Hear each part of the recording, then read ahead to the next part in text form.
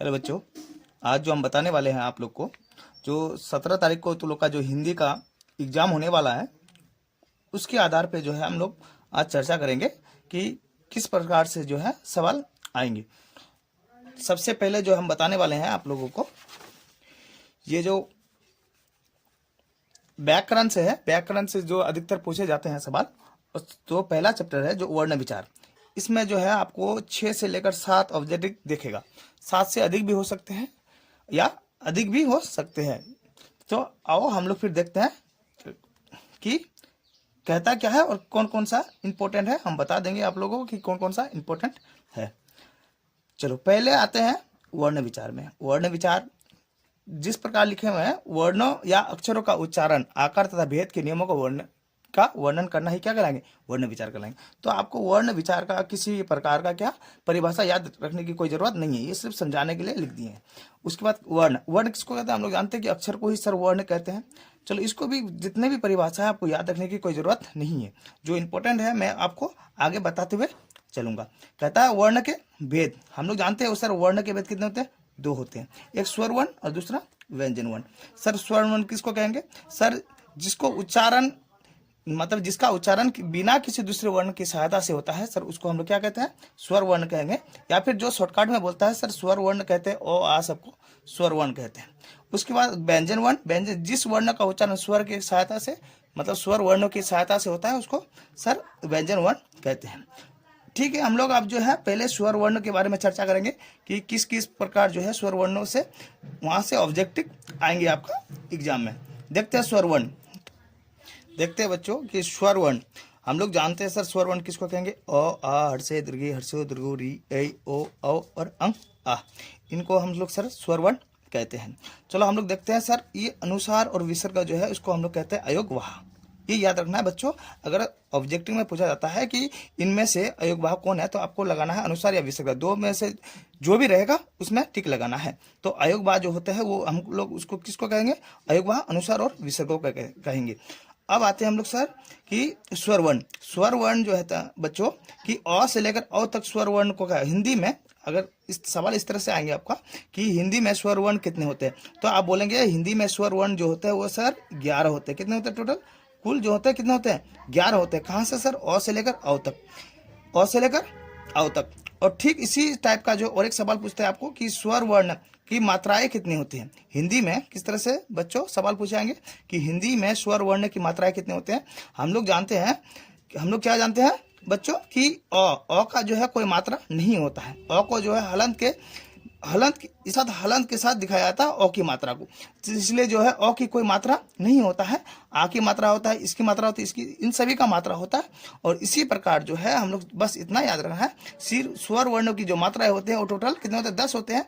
अगर यही सवाल दूसरे रूप से पूछेगा कि स्वर वर्णों की संख्या, कुल संख्या कितने होते हैं, हिंदी में स्वर वर्ण कितने होते हैं, तो आपको बोलना है 11 होते हैं, कुल 11 होते हैं सर। और उसकी जो मात्राएं होती है वो कितने होते हैं, 10 होते हैं।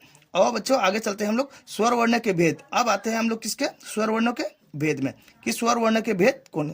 हम लोग जो पढ़ने वाले हो वो मात्रा के अनुसार, किसके अनुसार, मात्रा के अनुसार जो स्वर वर्णों के भेद होते हैं वो कुल कितने होते हैं, 3 होते हैं। एक हर्ष स्वर को ही कहते हैं मूल स्वर, एक होता है दीर्घ स्वर, एक होता है प्लुप्त स्वर।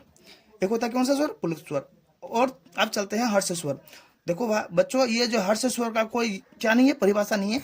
हर्ष स्वर का जो परिभाषा होता है कि जिस स्वर का उच्चारण करने में एक गुना या एक समय का मात्रा लगे उसको हर्ष स्वर कहते हैं। जिसको 2 गुना मात्रा लगे उसको दीर्घ स्वर कहते हैं।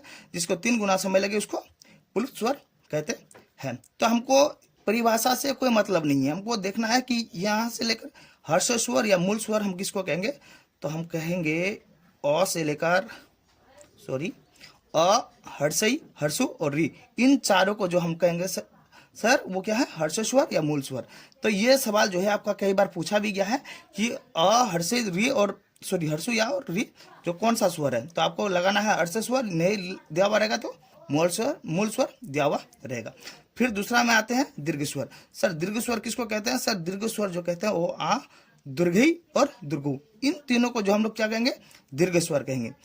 वहां पे जो ऑब्जेक्टिव में जो आपका आएंगे किस तरह से आएंगे, लिख देंगे कि आ जो है कौन सा स्वर है, आ जो है कौन सा स्वर है, कौन सा स्वर है। वहां 4 गो ऑप्शन आपका दे देंगे, वहां कितना ऑप्शन देंगे, 4 ऑप्शन देंगे कि हर्ष स्वर है, दीर्घ स्वर है, प्लुत स्वर या संयुक्त स्वर है। तो आपको जो लगाना किसमें, दीर्घ स्वर में टिक लगाना है। ये आ, दीर्घ और दीर्घ। आगे चलते हैं बच्चों, ये प्लुत स्वर। प्लुत स्वर किसको कहते हैं, प्लुत स्वर किसको कहेंगे, प्लुत स्वर कहेंगे हम, क्या बोले, इसका परिभाषा होता है जिसको क्या करेंगे, उच्चारण करने में 3 गुना समय लगे, आप बोलने में क्या कितना समय लगे, 3 गुना समय लगे। और उसको जो दर्शाते हैं, ये हिंदी का 3 लिख के दर्शाते हैं। जैसे हे राम, उसके आगे हिंदी का 3 लगा हुआ है। ओम, ओम में बीच में क्या लगा हुआ, हिंदी का 3 लगा हुआ है। जिसको उच्चारण करने में 3 गुना समय लगे, उसी को हम लोग क्या कहेंगे, प्लुत स्वर कहते हैं। और बच्चों आगे देखते हैं क्या कहता है, कि कहता है कि अनुनासिक स्वर क्या है। अनुनासिक स्वर जिसका उच्चारण मुख और नासिक यानी कि मुंह और नाक से किया जाता है। अनुनासिक स्वर किसको कहेंगे, जिसका उच्चारण मुख और नाक से किया जाता है, उसको हम लोग कहेंगे अनुनासिक स्वर। तो अनुनासिक स्वर कौन होता है बच्चों, चंद्र बिंदु। कौन होता है, चंद्र बिंदु। अगर पूछा जाएगा कि अनुनासिक निम्न में से कौन सा स्वर है, तो आपको लगाना है चंद्र बिंदु पे। आते हैं हम लोग अब संयुक्त स्वर में। ये जो है बहुत ही तो लोग के लिए इंपॉर्टेंट है, वीवीआई भी है एक प्रकार का। वैसे तो वीवीआई तो यहाँ सब बता रहे हैं आपको, कि यहाँ पे जितने भी हम चीज बता रहे हैं आपको सब वीवीआई बता रहे हैं। कई बार मतलब एक बार से क्या अधिक बार भी पूछा भी गया है आपको। तो हम लोग बताते हैं ये संयुक्त स्वर कौन सा होता है, ए ऐ ओ और ये चारों जो होते हैं वो संयुक्त स्वर होते हैं। चलो इसको हम लोग और भी खंड करते हैं। अगर इससे और भी क्या डीपली पूछेंगे तो कैसे पूछेंगे, ऐ बोलेंगे, ए जो है कौन सा 2 वर्ण के मेल से बना है, या फिर ऐ कौन सा 2 वर्ण के मेल से बना है, या ओ कौन सा 2 वर्णों के मेल से बना है, या औ। इसको याद करने का जो है सिंपल आपको विधि बता रहा है, या फिर आप जो है इसको ट्रिक भी समझ सकते हैं। देखते हैं कि हम लोग इसको किस तरह से सॉल्व करते हैं। या फिर सॉल्व तो नहीं बोलेंगे, इसको याद सिर्फ हम जो है आपको याद रखने का ये कला बता रहे हैं, एक प्रकार का ट्रिक बता रहे हैं। ये जो है ए ऐ ओ अब हम चारों लिख दिए। इसके बाद जो हमको लिखना है अ या आ। ये अ और आ जो है सब में लिखना है बच्चों। एक बार देख लेना बढ़िया तरीके से, आपको बस याद बिल्कुल रह जाएगा, आपको एकदम आसानी होगी अगर एग्जाम में आ गया तो। अ और आ सब में लिखना है, इन चारों में लिखना है अ और आ। उसके बाद हमको देना है प्लस यानी कि धन। अब जो है हमको क्या करना, अ आम तो लिख दिया, उसके बाद क्या होगा, हर्षई और दुर्गी। मतलब अ प्लस हर्षई मिलकर क्या बनता है, ए बनता है, या आ प्लस दुर्गी मिलकर क्या बनता है, ए बनता है। ठीक उसी प्रकार यहाँ पे हम लोग लिखे हर्षई दुर्गी, बचा क्या, हर्षो दुर्गु। हर्षो दुर्गु लिख दिए। अ जोर हर्षु मिलके क्या बनता है, ऐ बनता है। आ जोर हर्षु मिलके क्या बनता है, ऐ बनता है। उसके बाद जो है फिर हम लोग आगे चलते हैं कि अब अ आ दे दिया, हर्षे दुर्गे दे दिया, उसके बाद हर्षु दुर्गु दे दिए, उसके बाद क्या बचा आपका, ए और ऐ। यहाँ पे री का कोई उच्चारण नहीं होगा, बस इतना याद रखना है। तो अ जोर ए मिलके क्या बनेगा, ओ। आ जोर ऐ बन के क्या बनेगा, ओ। ठीक, उसके बाद जो है ए ऐ हो गया, उसके बाद बचा क्या, ओ और औ। तो अ जोर ओ मिलके बनेगा क्या बनेगा, औ। आ जोर औ मिलके क्या बनेगा, औ। तो ये जो है अगर अधिकतर मतलब डीपली अगर पूछेगा, यहाँ संयुक्त स्वर से अगर एग्जामिनर डीपली पूछेगा तो बस इतना ही पूछ सकता है संयुक्त स्वर में। तो फिर संयुक्त व्यंजन भी है, उसको भी आगे हम लोग चर्चा करेंगे। आपका जो है ये जो है आपको बिल्कुल याद करके जाना है आप लोगों को। और इस चैप्टर में हम जितने भी बताए हैं और भी है, ये सिर्फ हम जो स्वर वर्ण के बारे में बताए हैं, अभी व्यंजन वर्ण बाकी है। चलो आगे देखते हैं कि व्यंजन वर्ण क्या कहता है। व्यंजन वर्ण में फिर हम लोग आते हैं व्यंजन वर्ण के भेद। पहले बता चुके हैं कि व्यंजन वर्ण किसको कहते हैं, जो स्वरों के सहायता से बोला जाता है उसको हम लोग व्यंजन वर्ण कहते हैं। तो व्यंजन वर्ण के कितने भेद होते हैं सर, 3 भेद होते हैं। कितने भेद होते हैं, 3 भेद होते हैं। एक होता है स्पर्श व्यंजन, दूसरा अंतस्थ व्यंजन और तीसरा ऊष्म व्यंजन। तो स्पर्श व्यंजन किसको कहेंगे सर स्पर्श व्यंजन का तो ऐसे डिफिनेशन अलग होता है, लेकिन यहाँ पर जो एग्जामिनर जिस तरह से पूछा जाता है उसके अकॉर्डिंग जो है हम यहाँ पे बता रहे हैं। तो लोग को क से लेकर म तक जितने भी क्या है वर्ण है, क से लेकर म तक वो कितने स्पर्श व्यंजन के अंतर्गत आते हैं। और टोटल स्पर्श व्यंजन कितने होते हैं?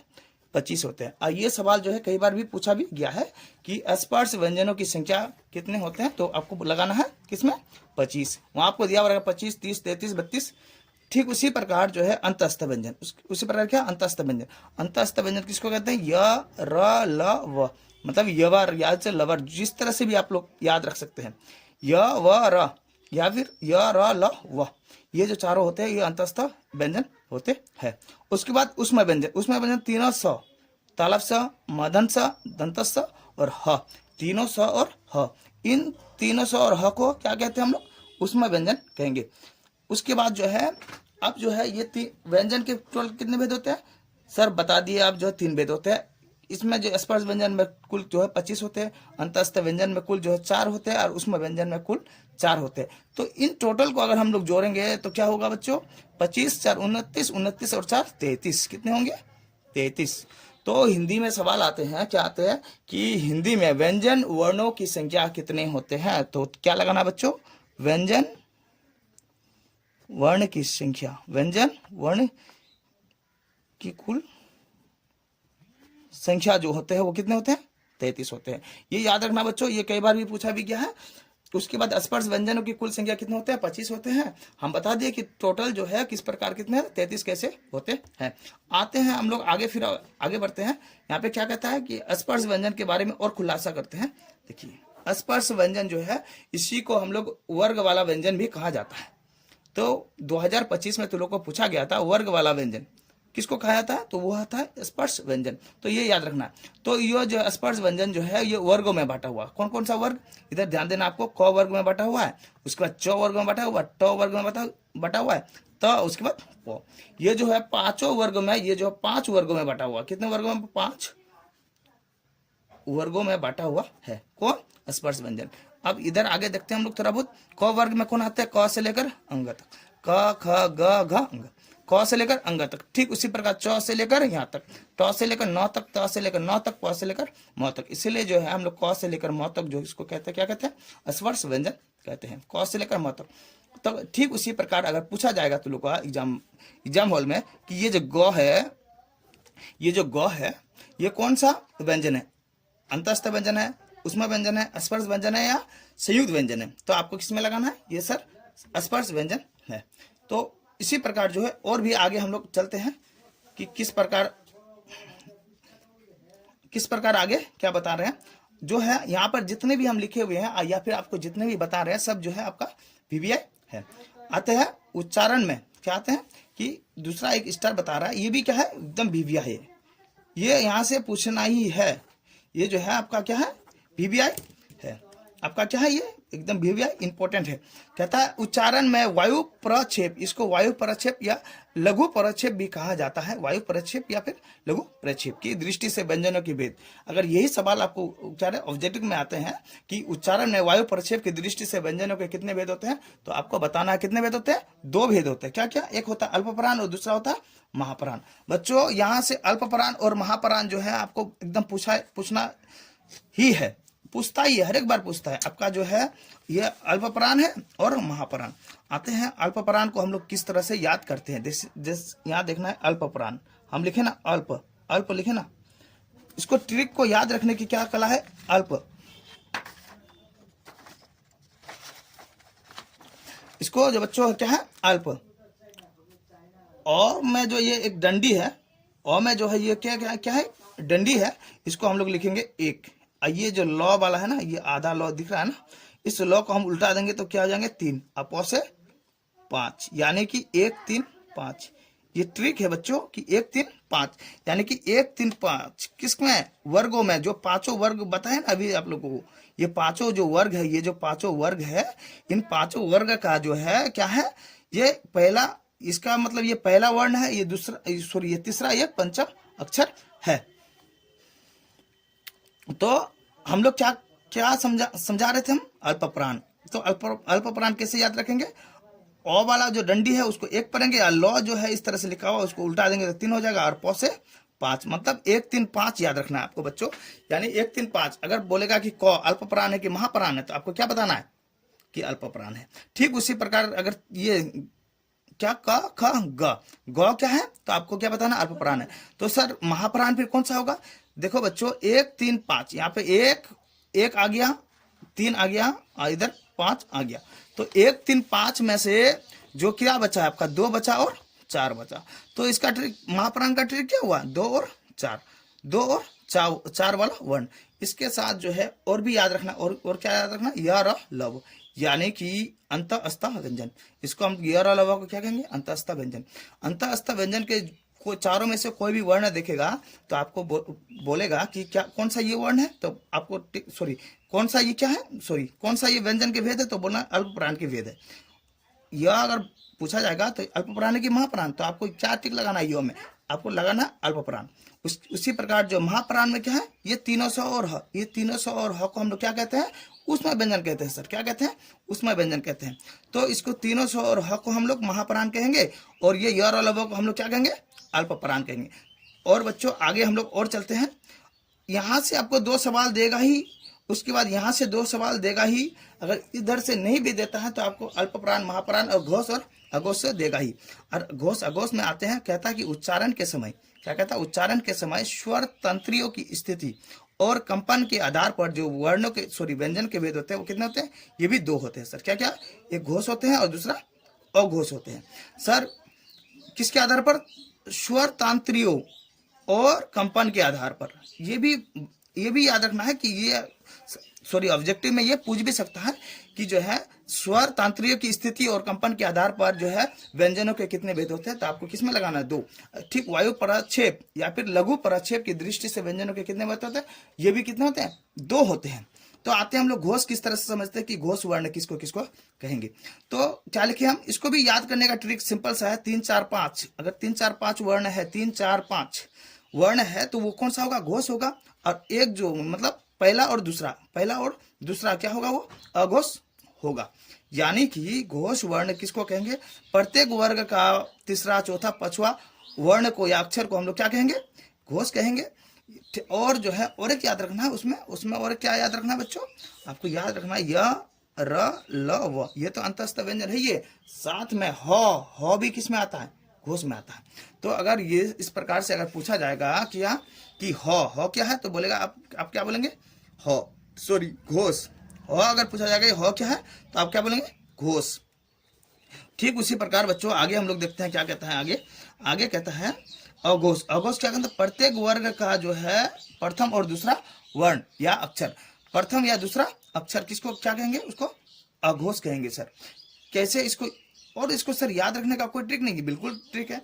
घोष का क्या है सर, 3 4 5, ये सर 3 गो अक्षर है, कितने अक्षर है, 3 गो है। यहाँ पे सर 2 ही है, घ और स, ये 2 ही है। तो इसको सर ये अगर जहां 2 है वहां सर कहां से स्टार्ट, 3 से स्टार्ट होगा। और अघोष में सर यहाँ 3 गो है, 3 है तो यहाँ पे क्या होगा सर, 1 और 2 से स्टार्ट होगा। तो अधिकतर जो है आपका यहीं से देगा कि च जो है घोष है कि अघोष है, त जो है घोष है कि अघोष है, या फिर ज जो है घोष है कि अघोष है। आपका यहाँ से भी 2 सवाल दे सकता है, और अल्पप्राण महाप्राण यहाँ से भी 2 सवाल दे सकता है। आगे हम लोग और चलते हैं। ये अल्पप्राण महाप्राण का बस याद करने का सिर्फ ट्रिक बता दिए, 1 3 5, और इसका महाप्राण का 2 और 4, और घोष का क्या बताया, 3 4 5, और अघोष का 1 और 2। साथ में ये याद रखना 300 और 300, बस 300 यहाँ पे ह जो है ऊपर चला गया, यानी कि घोष में चला गया। यानी कि हम लोग जो ऋषि पढ़ते हैं, ऋषि यानी कि ऋषि पढ़ते हैं, या फिर ऋषि तो नहीं है, डायरेक्ट बोलना है कि 300 बस। उसके बाद आगे बढ़ते हैं हम लोग संयुक्त व्यंजन। क्या किसमें बढ़ते हैं, संयुक्त व्यंजन किसको कहेंगे सर, ये जो अक्षर य और स्वर, इन चारों वर्णों को हम लोग संयुक्त व्यंजन कहेंगे। इससे जो है और भी डीपली पूछता है, क्या पूछता है इससे आगे हम लोग देखते हैं।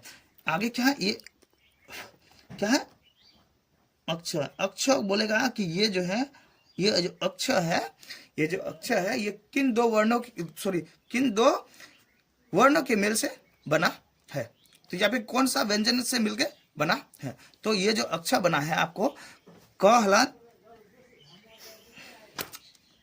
ये आपका जो बना है क हलंत धन, इसको तो धन कहते हैं हिंदी में, लेकिन हम लोग जोर कहते हैं, कोई बात नहीं।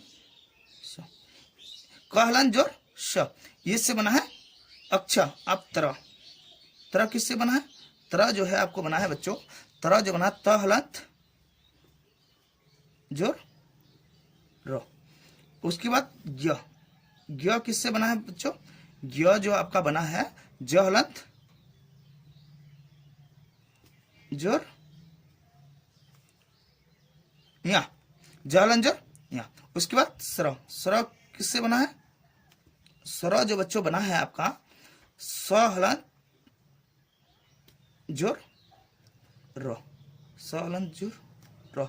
ये जो चारों बच्चों, ये जो चार दिख रहे हैं आपको, ये बहुत ही इंपॉर्टेंट है, जो 2025 में इस ये तरह वाला पूछा भी गया है।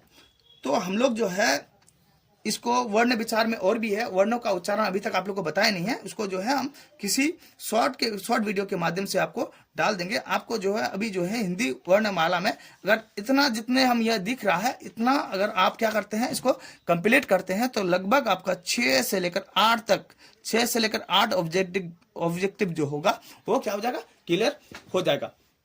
और यहीं से आपको जो है पूछे जाता है अधिकतर वर्ण विचार। ये वर्ण विचार में जो है आपको वर्ण विचार वाला में हम लोग क्या वर्ण विचार के इसमें जो है चैप्टर से हम बोल दिया आपको 6 से 8 देखने को ही मिलेगा, एकदम 100% है ये श्योर।